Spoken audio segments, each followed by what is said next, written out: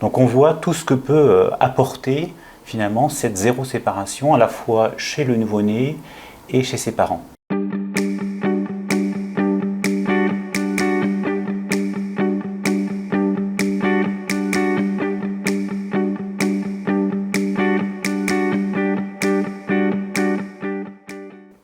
On aborde le concept du zéro séparation.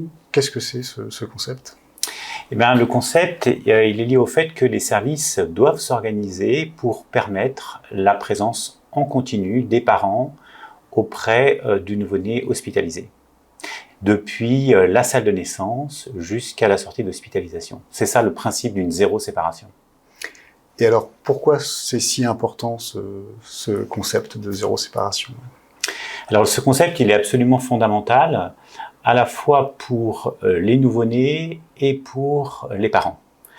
Il est extrêmement important pour les nouveau-nés à court terme et à long terme. Alors, à court terme, on connaît très bien le bénéfice de cette zéro séparation sur la thermorégulation, sur une meilleure prise de poids et surtout sur un lien d'attachement qui est très nettement favorisé et au final, une diminution de la durée d'hospitalisation. Et donc, ce qu'on retrouve comme bénéfice pendant l'hospitalisation a un impact extrêmement important sur le devenir à moyen et à long terme, notamment en termes de neurodéveloppement, puisque ça fait plus d'une dizaine d'années que les publications scientifiques montrent l'impact positif de la présence parentale dans nos unités sur le neurodéveloppement. Donc ça, c'est absolument fondamental pour le nouveau-né, la présence de ses parents à ses côtés. Et puis, il y a un intérêt aussi évident pour les parents, pour favoriser ce lien d'attachement, et on sait en quoi c'est indispensable. Et puis, ça diminue également le risque de troubles psychologiques et d'anxiété. Sans compter que par ailleurs, la présence des parents favorise aussi l'allaitement, la montée laiteuse. Donc on voit tout le bénéfice et on sait l'intérêt de l'allaitement maternel sur le devenir des enfants prématurés à l'âge de 5 ans. Là aussi, ça a bien été établi. Donc on voit tout ce que peut apporter finalement cette zéro séparation à la fois chez le nouveau-né et chez ses parents. Et comme tu sais, Jean-Baptiste, finalement, c'est si important que a été mis en place la charte du nouveau-né hospitalisé en novembre 2021 sous le patronage du ministère de la Santé. C'était une initiative qui émane à la fois de la Société française de néonatologie et de l'association de parents SOS Préma. Et ce point est tellement important que c'est le point numéro 1 de la charte qui définit en 10 points les besoins essentiels du nouveau-né. La présence parentale, c'est le point le plus important de la charte. Je m'appelle Charlotte Bouvard, je suis la fondatrice de l'association SOS Préma que j'ai créée il y a 18 ans à la suite d'une expérience personnelle. SOS Préma œuvre pour une meilleure prise en charge de la prématurité en travaillant sur 3 axes, l'aide et le soutien aux familles, le dialogue et le travail avec les équipes médicales et la sensibilisation des pouvoirs publics. En presque 20 ans, nous avons fait bouger des lignes, nous avons aidé 900 000 familles gratuitement, nous avons fait rallonger le congé maternité des mamans de préma, nous avons fait créer un congé paternité spécifique en cas d'hospitalisation du nouveau-né et nous avons lancé la charte du nouveau-né avec la Société française de néonat. Nous travaillons de façon conjointe avec les équipes médicales parce que nous avons tous le même objectif. On ne fait pas la même chose, on n'a pas le même langage, mais notre objectif c'est l'enfant. Bon, écoute, on a bien compris effectivement l'importance de cette zéro séparation entre les parents et leur nouveau-né. Comment ces parents se sont-ils intégrés finalement dans les soins dans nos unités ? Avec la mise en place des soins de développement dans les unités, on a seulement commencé véritablement à observer le comportement des nouveau-nés, notamment prématurés, et on s'est rendu compte de leurs signes de stress et de bien-être. L'environnement joue une part importante dans la régulation du comportement de l'enfant pour éventuellement le rassurer, le mettre dans une position de bien-être ou au contraire apporter des signes de stress. Et l'enfant prématuré ne peut pas se réguler seul au niveau comportemental, il a besoin d'une régulation externe et le régulateur naturel, bien sûr, c'est son parent. Et en expliquant aux parents le comportement de leur enfant, en montrant les observations du comportement de l'enfant sur les signes de stress et de bien-être, on peut leur permettre d'apporter ce que seuls eux peuvent apporter à l'enfant, des signes de réconfort.